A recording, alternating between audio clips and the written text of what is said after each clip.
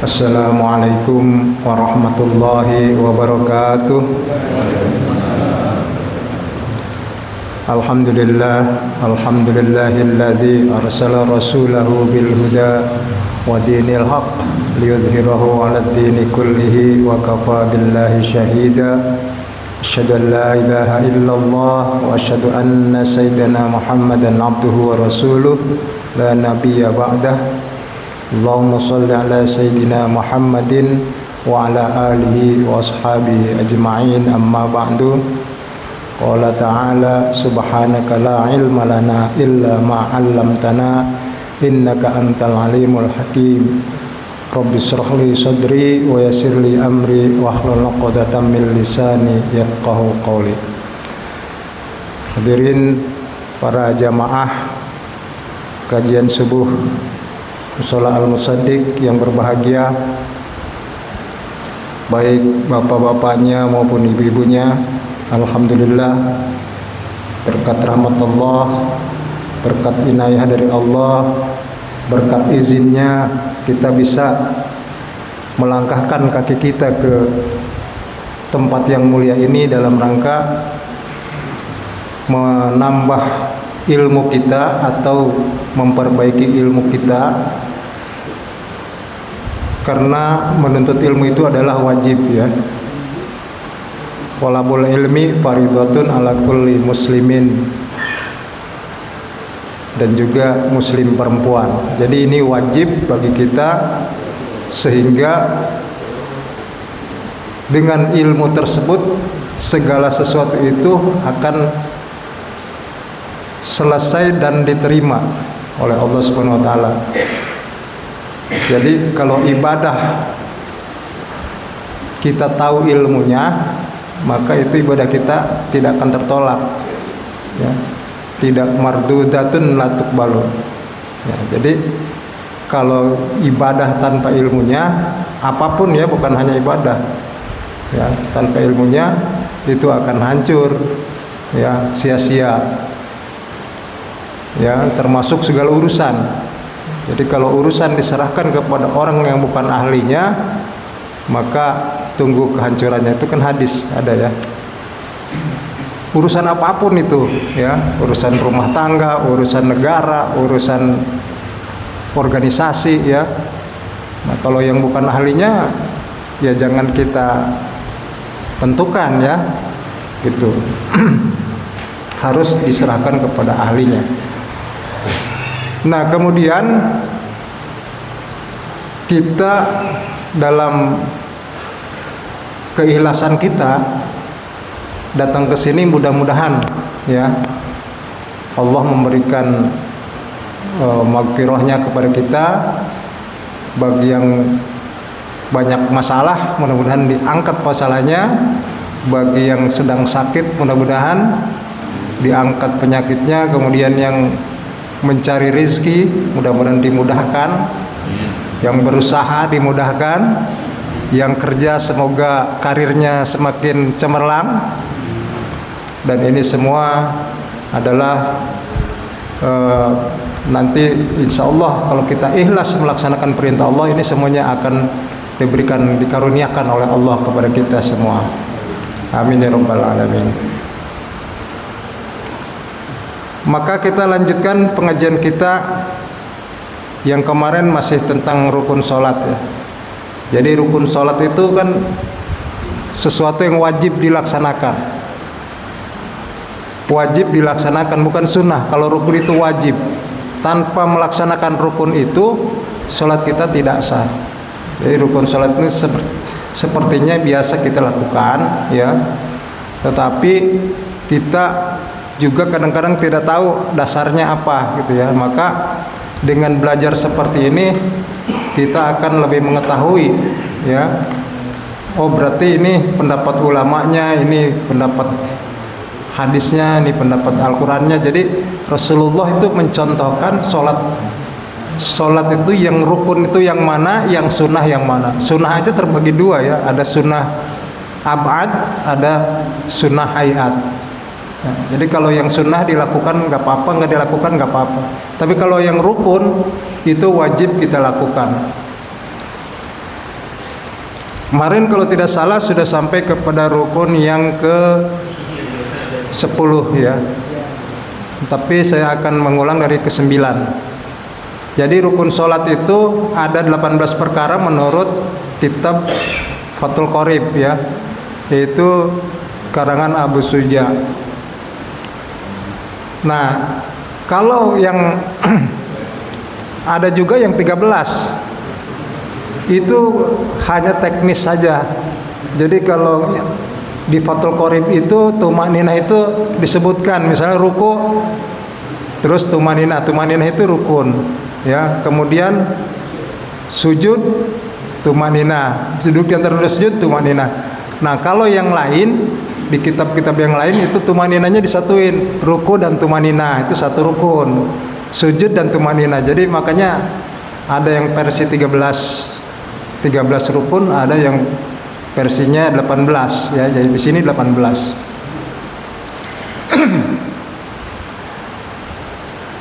Jadi kita teruskan aja ya, dimulai dari yang ke-9 dulu. Mengulang yang ke-9.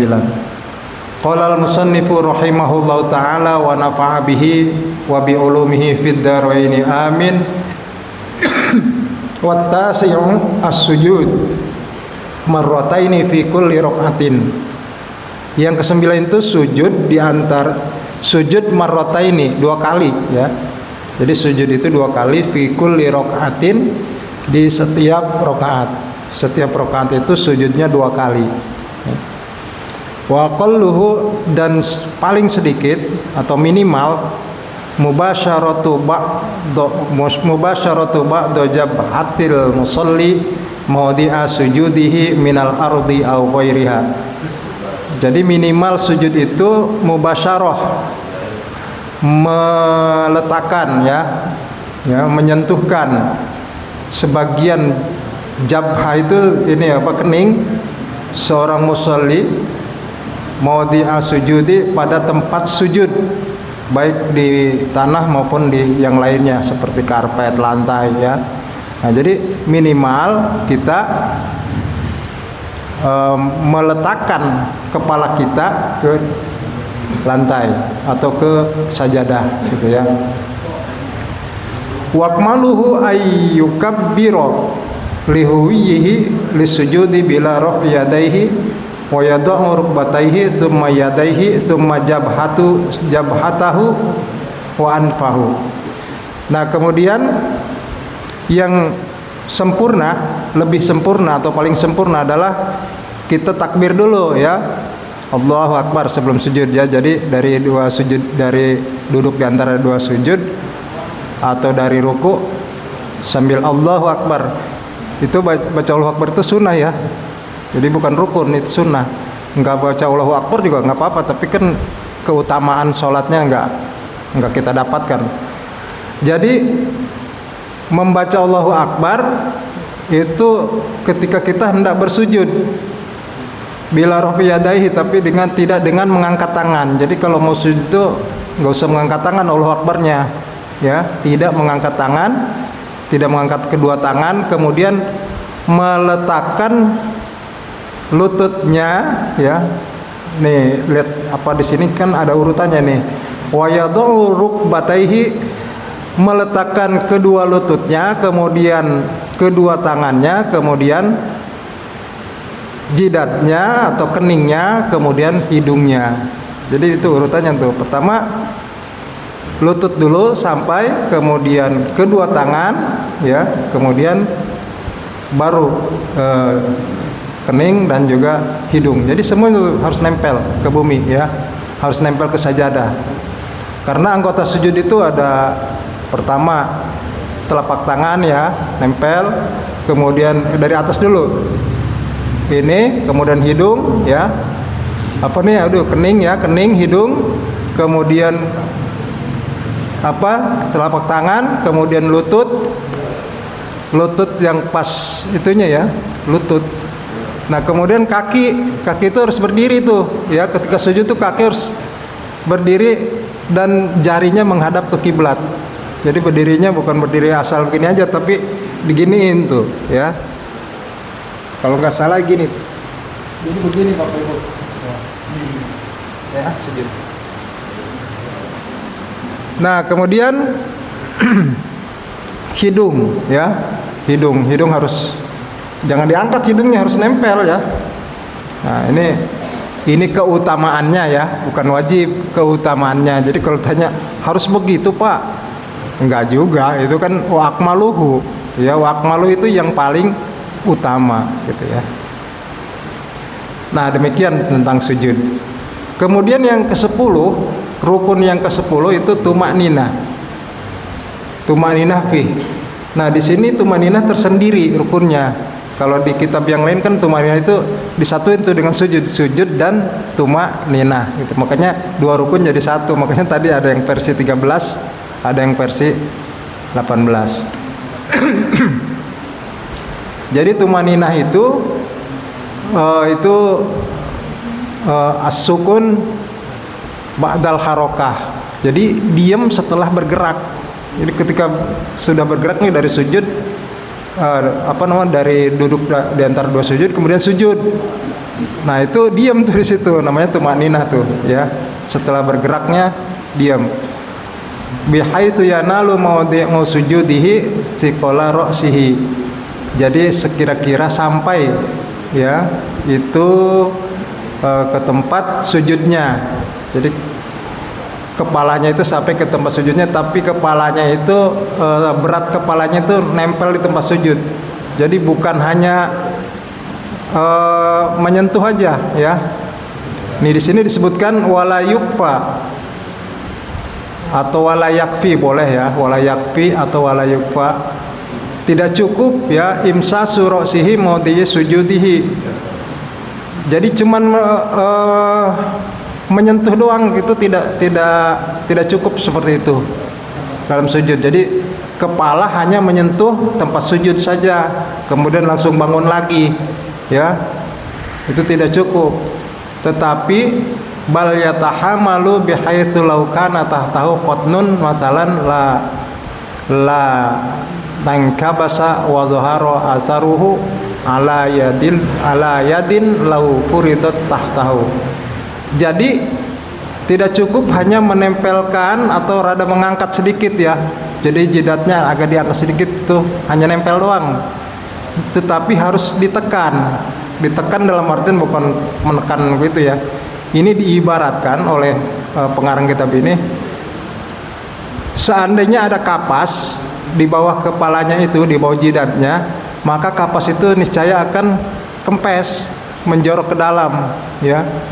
Nah seperti itu sujudnya. Jadi kening kita itu nempel ke sajadah yang ada kapasnya, kapas itu sampai kempes.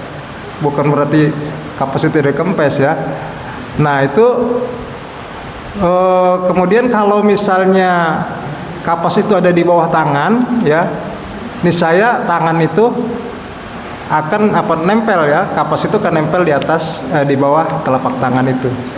Nah jadi ini menggambarkan bahwa sujud itu bukan hanya cuman nempel sedikit, rada diangkat kemudian bangun lagi, tapi harus tadi ya, rada ditekan sedikit keningnya ke tempat sujud gitu ya, sehingga kalaupun ada kapas di bawah jidat kita itu kempes kapasnya. Kalau di bawah tangan kita, dia kembali kita angkat akan nempel di tangan itu. Nah seperti itu tamsilnya ya, tamsil daripada pengarang kitab ini.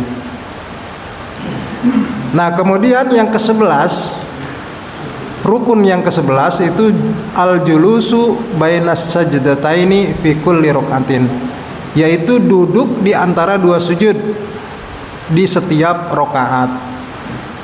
Duduk di antara dua sujud di setiap rakaat. Sawaun shalla qa'iman au qa'idan au muttaji'an. Sama aja mau sholat berdiri atau sholat duduk atau sholat berbaring ya, sama aja, itu tetap harus ada dua sujud ya, cuman caranya beda-beda. Wa qalluhu sukunun ba'da harakatin a'dha'ihi, dan sesedikit-sedikitnya atau minimalnya duduk di antara dua sujud itu setelah diamnya setelah bergerak anggota badannya. Jadi diam anggota badan, diam ketika anggota badan bergerak, setelah anggota badan bergerak. Jadi habis sujud duduk ya. Duduknya itu ada tumaninahnya juga itu ya. Jadi diam di situ. Nah, kemudian udah diam aja nggak apa-apa ya. Duduk gitu. Tetapi akmaluhu nih, akmalnya ya, az-ziyadah ala dzalika bid-du'a'il waridi fi. Dan sesempurnanya itu ditambahkan atas duduk tersebut dengan doa al-warid fi yang sudah diamalkan Rasulullah sallallahu alaihi wasallam. Ya. Nah, jadi baca doa. Jadi apa kalau sujud itu harus baca doa? Enggak juga. Ini akmalnya baca doa. Apa itu doanya? Rabbighfirli Rabbighfirli warhamni wajburni warfa'ni dan seterusnya ya. Itu yang diamalkan Rasulullah itu ya. Nah, jadi nggak baca itu nggak apa-apa, tapi tidak sempurna ya. Tidak sempurna sholatnya, tapi sah tetap. Falau lam yajlis baina sajdataini bal sara ilal julusi aqrab lam yasih. Maka jika tidak duduk, orang sholat ini tidak duduk, cuman habis sujud ngangkat kepalanya, enggak sampai duduk ya, enggak sampai duduk, bahkan dekat ke arah sujud. Jadi habis sujud ngangkat kepala sedikit ya, rada bungkuk sedikit gitu ya, malah lebih dekat ke arah sujud, maka itu tidak termasuk duduk, maka dia tidak sah sholatnya. Jadi harus duduk. Jadi duduk itu rukun ya. Nah, gimana Pak kalau yang muttaji'an, yang berbaring? Nah, itu pakai isyarat ya, isyarat mata. Kalau yang duduk ya itu di kursi atau di lantai ya, itu kalau ruku agak nunduknya sedikit, kalau sujud nunduknya lebih banyak. Itu aja bedanya ya.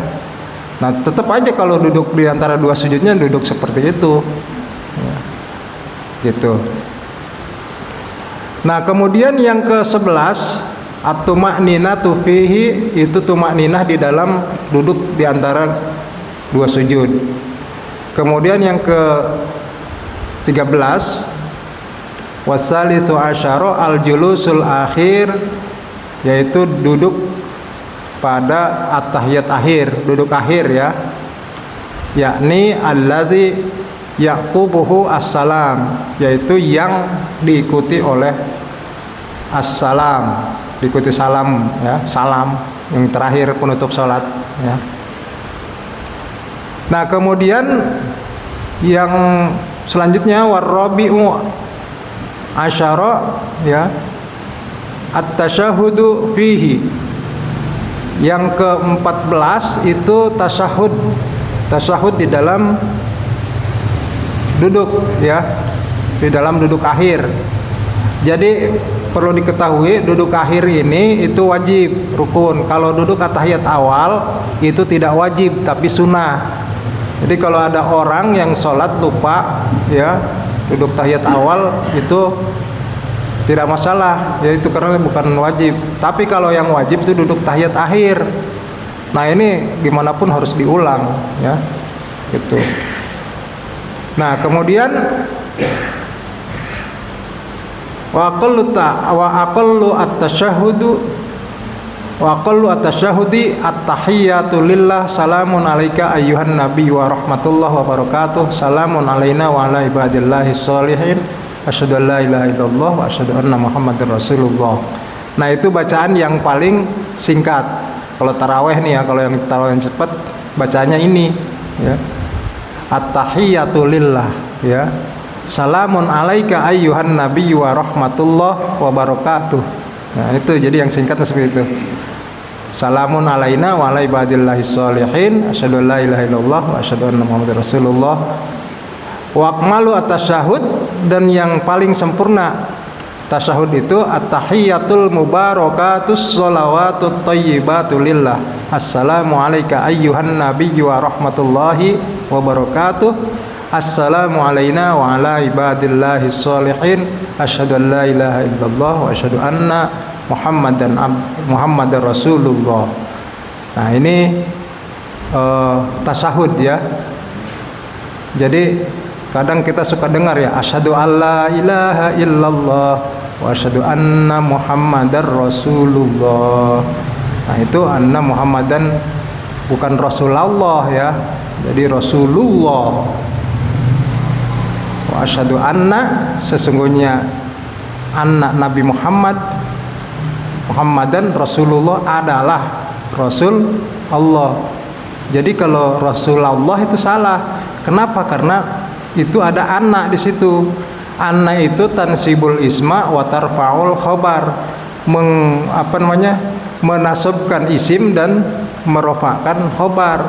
Jadi Rasulu itu sebagai khobar. Jadi kalau kita dengar asyhadu anna Muhammadan Rasulullah, salah ya. Wa asyhadu anna Muhammadan Rasulullah. Tapi kalau misalnya Allahumma sholli ala Sayyidina Muhammadin ya, tapi ada juga Sayyidana Muhammadan ya, harus begitu. Jadi kalau nggak tahu nahunya itu ya emang kadang-kadang suka salah. Seperti misalnya sallallahu alaihi wasallam apa wasallim? Wasallam ya harusnya. Kenapa? Karena atapnya ke sholla ya. Sallallahu ya, mudah-mudahan rahmat Allah sallallahu alaihi wasallam, dan salam itu salamnya itu ke sholla ya. Tapi kalau misalnya Allahumma sholli ala sayyidina Muhammadin wa ala alihi washabihi wasallim ya, wasallim. Kenapa? Karena sholli. Nah, seperti itu ya. Itu menurut kaidah ilmu nahwu. Jadi kalau yang misalnya tadi ya Muhammadar Rasulullah, anna karena ada anna. Tapi ada juga kan bukan selalu Muhammadan Rasulullah, ada juga Muhammadan Rasulullah ada ya. Tetapi jadi apa dulu ya, kedudukannya sebagai apa. Tapi kalau di azan, di qomat ya ada anna di situ.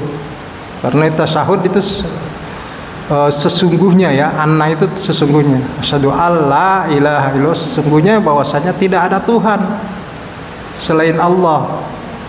Nah, Allahnya juga pakai hu ya. Kenapa? Karena tadi ya illahnya itu apa itu?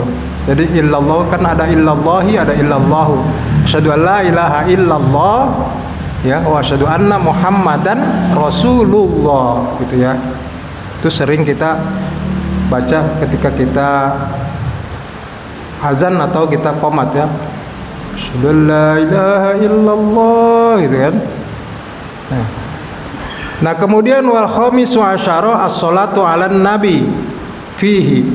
Yang ke-15 itu membaca sholawat atas nabi di dalam duduk. Jadi ketika duduk kita baca sholawat atas nabi. Setelah tasyahud itu tadi sampai tadi ya, asyhadu an la ilaha illallah wa asyhadu anna Muhammadar Rasulullah, mulai dari at-tahiyatul mubarakatuh. Nah, kemudian dilanjutkan dengan sholawat kepada nabi ya, fil julusi, di dalam duduk, yang terakhir ba'dal firogi minat tasyahudi, setelah selesai membaca tasyahud. Wa aqallus sholati ala nabi Allahumma sholli ala Muhammad. Jadi yang paling sesedikitnya, minimalnya baca Allahumma sholli ala Muhammad ya, itu paling sedikit. Wa asy'ara kalamul musannifi anna sholata alal ali la tajib, dan yang telah mensiarkan akan kalam ke musannif ya, musannif itu pengarang kitab ini, bahwasanya as-sholatu ala nabi alal ali ya, atas keluarganya la tajib. Jadi sholawat atas keluarganya tidak wajib, yang wajibnya kepada nabi ya. as-salatu Allahumma sholli ala sayyidina Muhammad atau Allahumma sholli ala Muhammad, itu wajibnya sampai situ ya. Wa ala ali Muhammad itu sunnah berarti ya. Terus dan seterusnya, itu sholawat yang kita sebut sholawat Ibrahimiyah ya. Nah kalau dalam sholat ini wajibnya itu Allahumma sholli ala Muhammad, udah sampai situ selesai, assalamualaikum nggak apa-apa. Nah, kalau kita ngejar wajibnya doang, ngejar rukunnya doang ya. Tapi kan kita sholat pengen yang sempurna ya, baca terus gitu sampai fil alamina innaka hamidum majid ya, gitu dan seterusnya. Wa huwa kadzalika, dan memang demikian, bal hiya sunnatun, maka dia atau membaca sholawat kepada keluarga Nabi Muhammad dan seterusnya itu adalah sunnah. Ini menurut pengarang beberapa kitab ya, di berbagai kitab ya diterangkan seperti itu. Wasadisu asyara, dan yang ke-16 at-taslimatul ula. Jadi setelah at-tahiyat akhir tadi, setelah membaca sholawat kepada Nabi, maka kita membaca salam yang pertama, selesai pertama ya. Wa yajibu iqamus salami halal qu'ud wa qalluhu assalamu alaikum marratan wahidatan wa akmaluhu assalamu alaikum warahmatullah marrataini yaminan wa shimalan. Jadi wajib menyebutkan salam itu ya ketika kita duduk. Jadi nyebut maksudnya baca assalamualaikum gitu ya. Nah kemudian paling sedikitnya assalamualaikum sekali ya, tapi sesempurnanya assalamualaikum warahmatullah, nggak pakai wabarakatuh. Assalamualaikum warahmatullah. Kalau wabarakatuh itu sholat yang sering kita dengar tuh di sholat jenazah ya, assalamualaikum warahmatullahi wabarakatuh. Tapi di sholat wajib jarang kita dengar. Dan memang di sini keterangannya seperti itu. Jadi yang paling sempurnanya assalamualaikum warahmatullahi. Marrotaini itu 2 kali. Yaminan wa shimalan. Yaminan itu ke arah kanan, shimalan ke arah kiri. Jadi sekali ke kanan, sekali ke kiri. Yang wajib itu yang ke kanan ya, yang ke kirinya sunnah gitu ya. Nah terus bagaimana kalau kita cuma sekali ke kanan doang? Udah sah, tapi nanti jadi merusak adat. Adatnya kan orang sholat tuh ke kanan dan ke kiri salamnya. Ini kok waduh aliran mana lagi, padahal tuh yang ke kirinya itu sunnah ya itu. Nah jadi ini kita harus tahu bahwa mana yang wajib, mana yang sunnah. Kalau yang wajib itu tidak ada lain, harus kita ulangin ya. Kalau yang sunnah itu ada yang sunnah boleh sujud sahwi, ada yang sunnah tidak usah sujud sahwi. Itu nanti selanjutnya ada ya. Itu sunnah hayat itu nggak usah sujud sahwi. Kalau sunnah abad itu ada sujud sahwinya.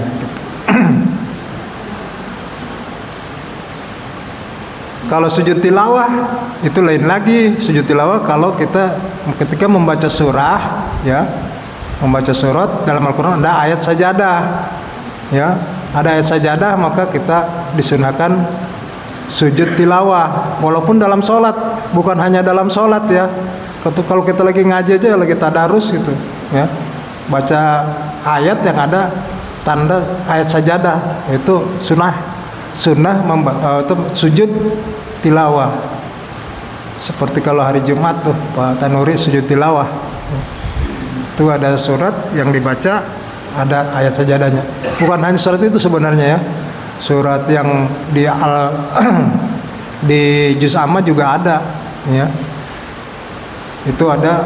Nah harusnya sunnahnya itu kita sujud tilawah, karena katanya sujud tilawah itu setan-setan itu kabur. Waduh ya Allah, umat Nabi Muhammad sujud kepada Allah ketika mendengar firman itu pada kabur tuh mereka ya. Ya namanya setan kan kabur selama dia ada yang ditakutkan, setelah itu datang lagi.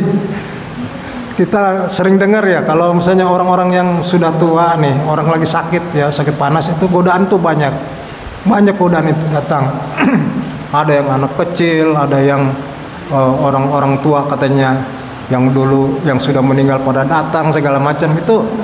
Itu cerita beneran, itu banyak yang cerita seperti itu. Orang yang lagi sakit keras, lagi panas, tuh godaan itu datang. Ketika dia misalnya masih setengah ingat, atau ada yang ngaji gitu kan, nah itu pada kabur, takut, kabur lah, yang menghilang. Nah ketika yang ngajinya sudah pergi, sudah selesai, maka itu datang lagi gitu. Nah itulah godaan setan itu tidak berhenti ya. Jadi kita tetap ibadah terus, supaya godaan setan itu terhindar ya. Ibadah itu kan memperkuat iman kita ya. Iman kadang-kadang berkurang, kadang-kadang bertambah. Jadi harus tetap zikir kepada Allah, ingat kepada Allah, supaya iman kita tetap kuat gitu. Nah kemudian selanjutnya wasaminu asyara tertibul arkan, yaitu menertibkan rukun ya. Jadi rukun itu harus tertib hatta bainas tasyahudil akhir wassalati ala nabi sallallahu alaihi wasallam fi, sehingga antara tasyahud akhir dan sholawat atas nabi di dalam tertib itu ya. Wa qauluhu ala ma dzakarnahu wa yustasna minhu yujubu muqaranatil niyah li takbiratil ihram wa muqaranatil julus al akhir li tasyahudi was salati ala nabi. Dikecualikan ya, dikecualikan itu tadi disebutkan ya. Jadi apa tadi yang mana yang tartib arkan itu dikecualikan, itu wajibnya muqaranah itu berturut-turut ya, berkesinambungan niat dengan takbiratul ihram. Jadi kan namanya tartib itu, misalnya tartib itu yang pertama tadi takbiratul ihram, setelah takbiratul ihram itu baca Fatihah gitu kan, setelah baca Fatihah ruku, ya setelah ruku i'tidal. Nah itu kan harus seperti itu urutannya. Nah dikecualikan di sini takbiratul ihram dan niat. Niat itu adanya di takbiratul ihram. Jadi ketika kita Allahu Akbar itu di dalam hati kita niat. Nah niat yang sebenarnya itu niat di dalam hati itu. Jadi kalau usolli fardhul maghribi, usolli fardhul zuhri, itu hanya pengucapan. Bahkan itu disebutkan, ada beberapa ulama mengucapkan itu sunnah baca itu ya. Tapi yang wajibnya itu ketika kita takbiratul ihram itu dalam hati. Dan kalau sholat wajib itu harus disebutkan sholatnya sholat apa ya, at-ta'yin disebutkan, dan juga menyengajanya itu disebutkan. Jadi usolli fardhu zuhri, niat saya sholat zuhur ya, dan fardunya disebutkan fardhu lillahi ta'ala. Itu nyebutnya di mana? Di hati ya. Kan kalau kita hati itu nggak usah kayak lisan, nyebut di hati itu. Misalnya kita membayangkan bagaimana Jalan Jenderal Sudirman ya, kalau di hati ini udah kelihatan semua, nggak usah disebut. Oh di sini ada patung Jenderal Sudirman, setelah itu ada jembatan penyeberangan, di sebelahnya gedung apa, di sebelah kirinya gedung apa. Nah terus ujungnya di sono ada apa, nggak usah digituin, hati itu sudah tahu Jalan Jenderal Sudirman itu kayak gini. Misalnya Mekah, kota Mekah ya, atau di Masjidil Haram, kita kalau masuk dari sini, kalau di petunjuk kan kita baca begini. Tapi dalam hati itu udah ketahuan. Oh jadi kalau misalnya arahnya dari terminal Sib Amir misalnya ya, maka masuknya lewat pintu yang sebelah sini, kemudian turun. Nah kemudian langsung jalan sedikit belok kiri, kelihatan langsung Ka'bahnya. Nah itu jadi dalam hati tuh nggak usah diomongin kayak gitu, udah tahu ya, udah tahu, udah langsung. Makanya niat itu nggak usah panjang-panjang kalau dalam hati itu sudah tercakup semua ya. Jadi kalau kayak kayak debat capres mah 2 menit itu harus semuanya visi misi itu tercapai 2 menit ya. Nah itu karena dalam hatinya sudah terpenuhi. Nah jadi ucapan itu kadang-kadang lisan itu lama ya, tapi kalau hati langsung gitu. Nah jadi ini contohnya niat ya, itu berbarengan ya dengan takbiratul ihram. Nah, jadi tidak mesti berurutan, niat dulu terus takbiratul ihram, enggak begitu, ini dikecualikan. Kemudian duduk akhir untuk tasahud dan salawat atas Nabi itu juga bareng. Jadi tasahud itu dibacanya ketika duduk akhir, duduk awal, duduk akhir ya. Sama juga salawat atas Nabi ketika duduk. Jadi enggak duduk dulu ya, terus tasahud lagi, tasahud kemudian. Nah, jadi membacanya itu di membaca tasahud dan salawat ketika kita duduk ya, gitu.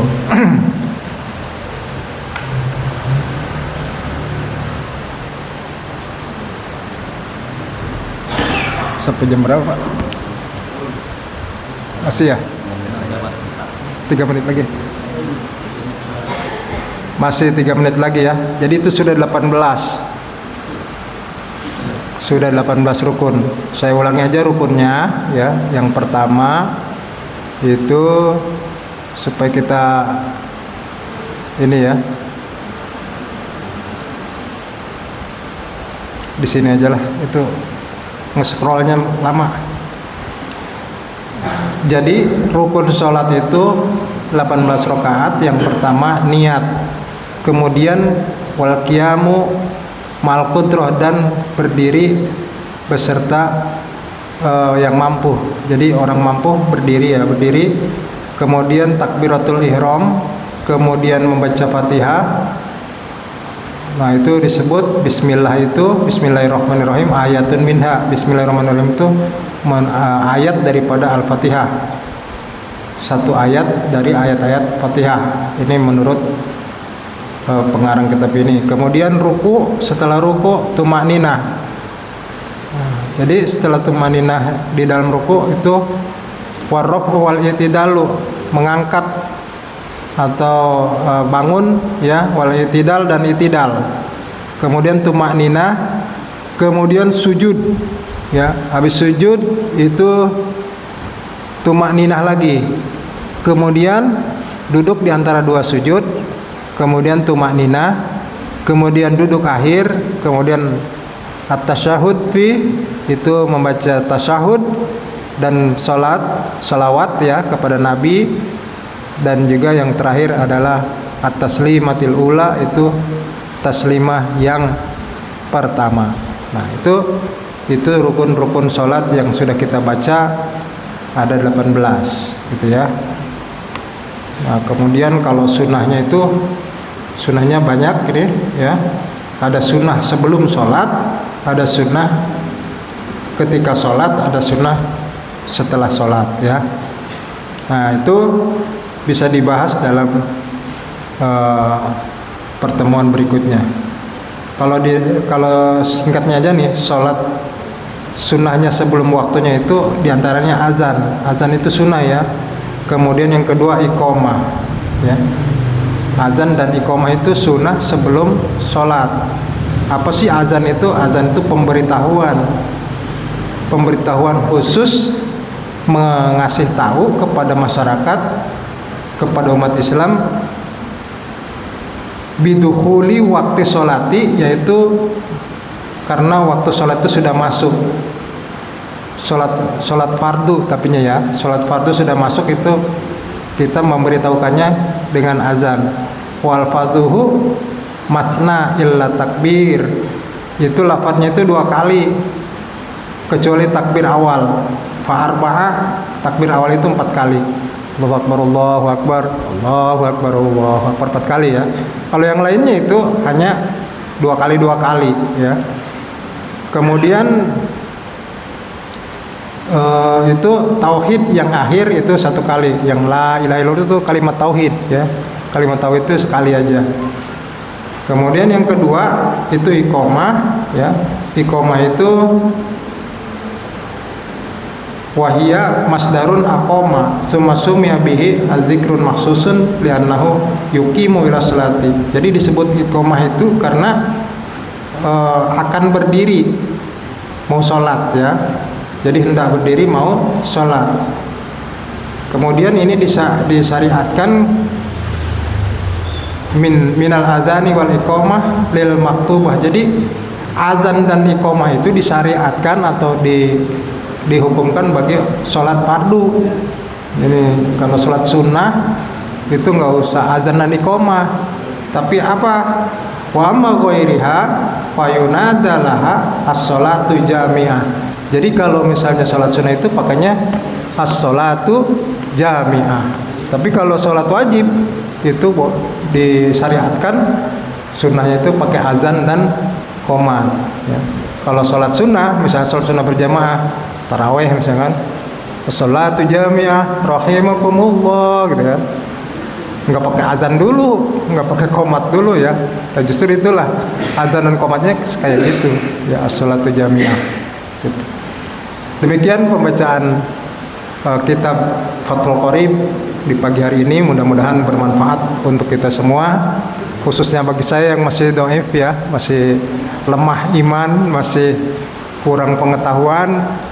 Ya kita belajar di sini, belajar bersama-sama. Mudah-mudahan semuanya bisa bermanfaat untuk kita semua dan menjadi keberkahan tersendiri bagi kita semua para jamaah. Mari kita berdoa pada Allah. Allahumma shalli ala sayyidina Muhammadin wa ala alihi washabihi ajma'in. Allahumma inna nas'aluka ridhoka wal jannah wa na'udzubika min sakhatika wan nar. Allahumma innaka afuwwun tuhibbul afwa fa'fu anna. Allahumma inna nas'aluka salamata. Allahumma inna nas'aluka salamatan fid din wa afiyatan fil jasad wa ziyadatan fil ilmi wa barakatan fil rizqi wa taubatan qabla al maut wa rahmatan indal maut wa maghfiratan ba'dal maut. Allahumma hawwin alaina fi syakaratil maut wan najata minan nar wal afwa indal hisab. Rabbana hab lana min azwajina wa dzurriyyatina qurrata a'yun waj'alna lil muttaqina imama. Rabbana atina fid dunya hasanah wa fil akhirati hasanah wa qina adzabannar. Walhamdulillahi rabbil alamin. Boleh kalau berapa menit lah?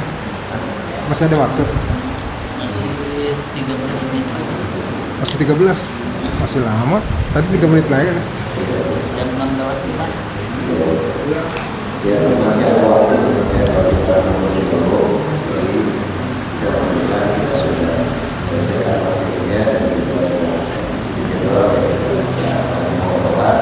Namun kita minta kasih untuk pertanyaan di sana dulu ya. Kalau pertanyaan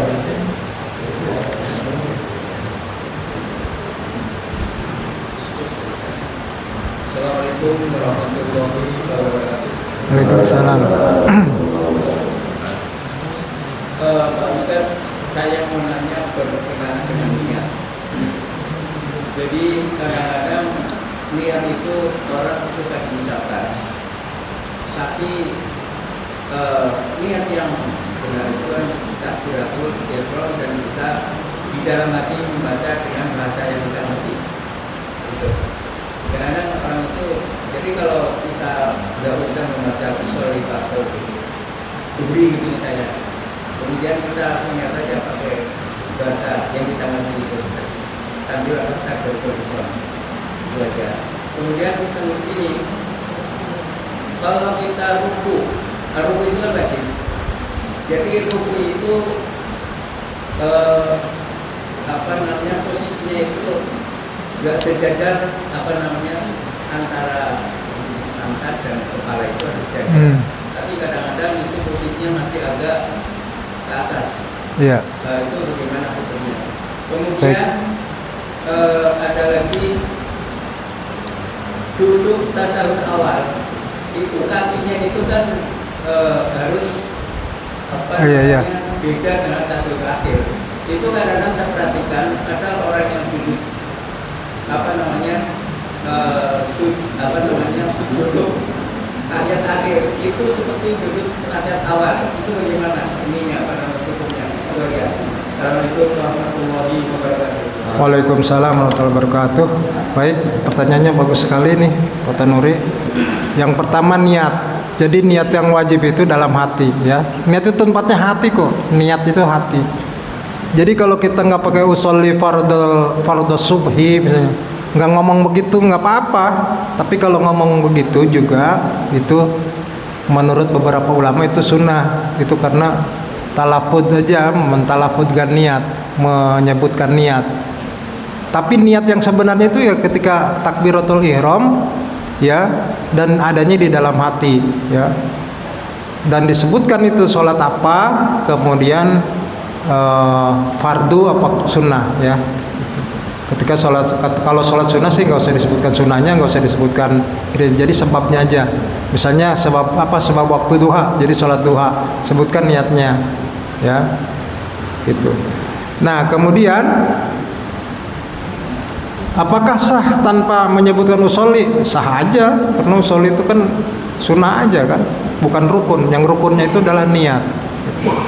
Jadi Bapak Ibu, kalau niat sholat itu adanya di takbiratul ihram, Allahu Akbar. Makanya agak lama tuh kadang yang Allah itu belum dapat, dalam hatinya belum dapat itu. Kadang ada yang mengulang lagi kan, Allahu Akbar, belum dapat nih, hatinya mungkin lagi berjalan-jalan kemana gitu kan.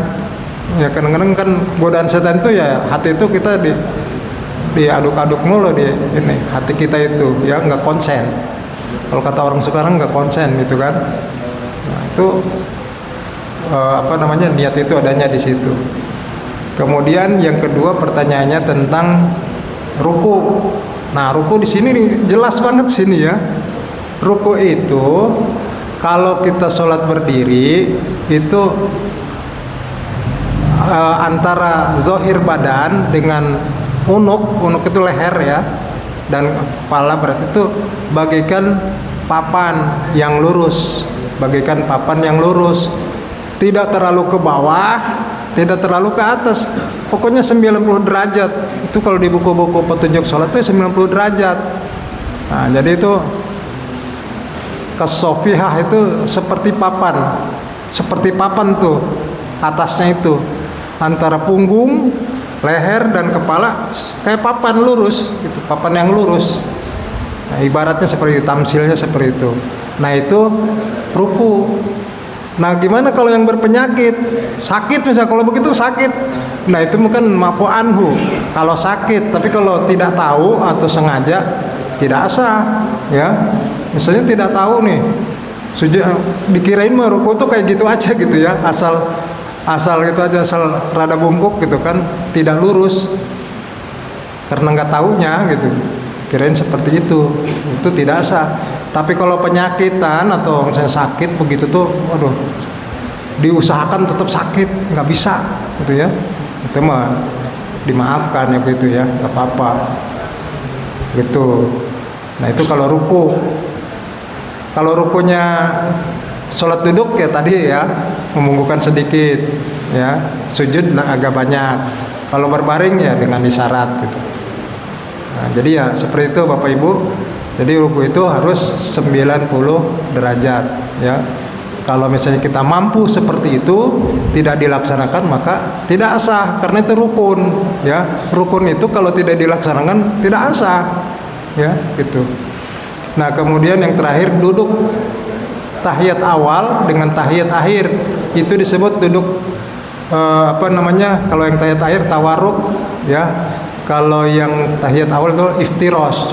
Kalau iftiros itu kita duduk di kaki kiri yang di horizontalkan ya, kemudian telapak kaki yang kanan didirikan, duduknya di kaki kiri. Nah bukan duduk di kaki dua-duanya juga, enggak ya. Misalnya dua-duanya kakinya berdiri begini, kita duduk pantat di atas itu, enggak begitu juga ya. Jadi duduk iftiros itu duduk di semua sholat kecuali tahiyat akhir ya. Robi Firli juga duduknya iftiros ya. Duduk di antara dua sujud duduknya iftiros. Nah kemudian kalau duduk di tahiyat akhir itu duduk tawarruk, itu kaki kirinya ya, telapak kaki kirinya dimasukin ke telapak kaki kanan yang berdiri tadi, di antaranya ya, di apa, betis ya itu ya. Jadi masukin sedikit ya, kemudian duduknya ke tanah atau ke lantai. Jadi pantat kita di lantai. Nah itu duduk tawarruk. Nah jadi ini duduk tahiyat akhir Kalau misalnya duduk tahiyat akhir duduknya iftirasi, yaitu nggak tahu. Kalau yang saya kaji itu semuanya kalau tahiyat akhir itu duduknya duduk tawarruk. Kalau tahiyat awal duduknya iftirasi atau iftiros. Jadi kalau dua-duanya iftiros, ya saya nggak tahu. Nggak apa-apa kalau misalnya ada yang menjalankan begitu, tapi tahu ilmunya silakan. Kalau misalnya nggak baca, cuman katanya tuh harus begini. Nah itu berarti taklid buta, ya. Taklid itu nggak boleh, ya. Yang boleh itu mutabi. Mutabi itu mengikuti tapi mengetahui ilmunya. Jadi kita punya guru, kemudian guru itu mengkaji ini, misalnya ini kitabnya nih, gitu kan, dibaca sama dia. Nah, kemudian kita ikuti itu namanya mutabi. Itu boleh karena kita bukan yang pembuat fatwa, bikin hukum sendiri, ya. Kecuali majelis ulama, para ulama gitu kan, boleh bikin fatwa sendiri, ya. Melaksanakan sesuatu dengan fatwa sendiri. Begini aja lah, enakan begini gitu. Dasarnya dari mana kita? Hadis aja cuman hafal 1-2, ya. Tafsir aja belum pernah tahu kayak gimana tafsir gitu kan. Ilmu Al-Quran juga nggak tahu, fikih usul fikih nggak tahu. Gimana kita mau bikin hukum sendiri? Nggak bisa, ya. Kita sudah ada banyak petunjuk-petunjuk dari para ulama. Kitab-kitabnya banyak, tinggal kita baca, referensi banyak. Silahkan itu kita kaji aja. Nah kita ikutin yang itu karena udah jelas lah. Kayak misalnya pengarang kitab ini, dia adalah seorang hakim zaman dulu, zaman tahun Hijriah juga tahun ke-13 Hijriah, ya, itu di Basroh, ya. Nah ini kan sudah hakim, banyak menentukan masalah, memutuskan masalah, kemudian mengarang kitab ini, ya. Nah ini apalagi yang kita tidak percaya, dan ini pasti semuanya dari tafsiran-tafsiran beliau dari Al-Quran dan hadis, ya, gitu. Jadi ya kalau menurut saya nggak apa-apa kita melaksanakan apa yang kita tahu, tapi yang jelas kita harus tahu dasarnya. Jangan sampai nggak tahu dasarnya, katanya begini, dasarnya apa? Nggak tahu. Pokoknya saya mau ngikutin aja kata guru saya begini. Nah itu yang tidak boleh, ya. Itu namanya taklid. Taklid itu tidak boleh. Tidak boleh juga talfik. Talfik itu mencampur adukan berbagai mazhab. Kalau wudunya pakai yang paling mudah, misalnya mazhab siapa paling mudah itu yang dulunya nggak ada air, atau zaman kaul jadid, ya, kaul kodim itu Asyafi. Jadi misalnya wudu itu ada yang mazhab itu yang ngusap kepala itu harus basah semua, ya, harus basah semua. Sementara ada mazhab yang memang kondisi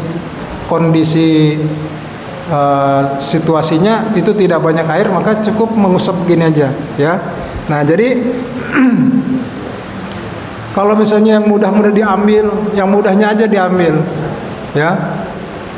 Nah misalnya kalau wudu, kita udah wudu nih, bertemu dengan istri, nempel dengan istri, kulit itu batal kan kalau mazhab Syafi'i.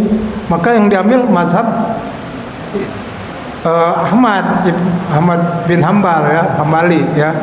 Enggak, saya nggak pakai nafsu ini, cuma nempel doang gitu kan. Nah itu kan kalau situasi tertentu di Mekah itu nggak apa-apa, karena memang susah cari air, ya. Tapi kalau di sini wudu lagi, enak wudu lagi, karena menurut kita kan niatnya niat Syafi'i, kemudian wudunya wudu Imam Syafi'i, ya batalnya juga ikutin Imam Syafi'i. Jangan talfik, jangan dicampur adukan. Misalnya wudunya pakai Syafi'i, batalnya pakai Ibnu Hambal. Nanti sholatnya pakai, ya nggak begitu juga gitu, ya. Itu kecuali kan itu hal dalam harta tentu ada perbedaan memang. Perbedaan tersebut disebabkan oleh kondisi dan situasi tempat tinggal masyarakat yang ada waktu itu, gitu. Jadi Bapak Ibu, ya seperti itu, ya Pak Tanuri. Jadi penjelasannya bahwa duduk tawarruk dan duduk iftiros itu ada bedanya, gitu. Gimana Pak? Ada lagi? Iya, silakan Pak Isa. Saya baru.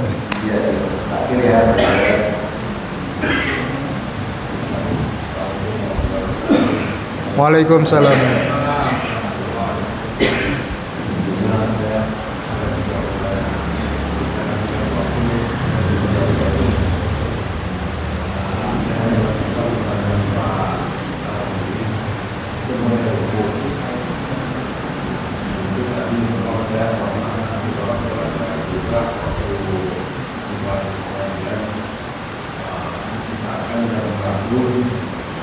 Ada sahabat yang dulu yang enggak kasar, termasuk melihat kalau ini adalah dulu dan orang, hanya orang itu dipanggil, sampai 3 kali dipanggil, kamu coba sini, kalau tidak praktekkan cara dulu, sampai 3 kali dikatakan kamu pembunuhan, dan satu yang anda berkata, kalau ruku tidak rata, itu tidak apa. Nah, seperti saudara tadi, kalau baru tidak sakit, itu cuma Sakit, kalau sakit. kalau sakit, Ya. ya kan. Tapi sekarang bagaimana kalau orang imam itu kan dilihat orang lain sebagai makmum, dan makmum kan semuanya tahu kondisinya bagaimana. Itu bagaimana kalau seorang rukunya tidak seperti yang disampaikan oleh Nabi, itu bagaimana kalau dia pun itu seorang imam, bagaimana? Terima kasih. Ya. Waalaikumsalam warahmatullahi wabarakatuh. Jadi tadi kalau ruku itu ya harus seperti papan yang lurus ya, antara punggung, leher dan kepala itu lurus, bagaikan garis lurus. Nah, kecuali ada uzur ya, sakit yang memang nggak bisa dia begitu, nggak bisa, pokoknya sakit nggak bisa. Udah diusahakan, bukan berarti bilang sakit tapi nggak pernah usaha gitu. Udah diusahakan sakit. Nah sekarang, jadi pertanyaannya berat. Jadi kalau jadi imam bagaimana? Ya yang imam itu harus sempurna, kan imam itu harus sempurna, ya. Jangan sampai imam kurang sempurna ininya, bacaannya ya, kemudian ruku sujudnya itu harus sempurna, ada tumakninahnya dan sebagainya. Karena kan tadi apa namanya, di belakang itu ada makmum baca ayat yang terlalu panjang, tapi menurut adat ya, kalau di musola al-musaddiq ini menurut adat itu enggak terlalu panjang ya, walaupun misalnya agak panjang tapi segitu mah enggak panjang lah. Misalnya surat Al-Baqarah panjang gitu kan, semuanya dibaca. Nah itu juga kan nggak boleh, karena di belakang itu ada makmum, ada yang tua, ada yang muda, ada yang sakit, ada yang ini kan, mereka juga pengen sholat berjamaah, punya hak. Jadi hak makmum itu harus kita hargai ya, harus kita hargai. Jangan terlalu panjang. Sujudnya juga harusnya sempurnanya 3 kali, pakai sampai 5 kali, nggak usah dulu kalau jadi imam. Kalau sholat sendiri ya nggak masalah ya. Makanya Nabi itu dia sholat sendirinya beda dengan sholat berjamaah. Kalau sholat sendiri kan diceritakan sampai bengkak kakinya ya, sholat malam itu. Jadi sepertiga malam itu ya beliau gunakan buat ibadah kepada Allah, sholat ya, sholat dan ibadah. Nah ini tidak diwajibkan kepada kita. Makanya kan ada ya, misalnya hukum itu Rasulullah misalnya tidak mewajibkan tahajud, sebab bagi beliau itu wajib tahajud itu, maka dia tidak mewajibkan. Makanya kadang-kadang kondisional. Rasulullah itu misalnya sholat kadang-kadang pakai kunut, kadang-kadang tidak pakai kunut. Nah kadang-kadang, nah seperti misalnya baca ini Pak, yang hari Jumat itu surat apa itu? Surat As-Sajdah. Ya seringnya pakai itu, tapi tidak setiap Jumat pakai itu juga, enggak ya. Jadi kenapa Rasulullah menjaga agar itu tidak wajib? Jadi ini sunnah aja, nggak wajib. Jadi kalau beliau mau selalu begitu gitu kan, itu dianggapnya nanti wajib, ya. Dan kita tidak mempermasalahkan perbedaan hukum, ya, antara satu mazhab dengan mazhab yang lain. Itu karena kadang-kadang Rasulullah melakukan itu, kadang-kadang tidak, ya. Kadang-kadang memerintahkan juga bukan hanya dengan kata-kata, dengan perbuatan dan juga dengan takrir. Takrir itu ya isyarat. Ketika lagi makan para sahabat ada daging apa gitu kan, di hadis itu dibicarakan. Nah, Rasulullah membiarkan, nggak melarang, nggak menyuruh, makan aja bareng-bareng gitu kan. Nah, berarti kalau begitu apa? Halal hukumnya itu, yang dimakan halal karena Rasulullah membiarkan. Nah, itu yang disebut dengan takrir. Nah, jadi Bapak Ibu, tadi kembali ke masalah ruku, ya kalau menjadi imam itu harus sempurna semuanya, bacaannya sempurna, ruku sujudnya sempurna,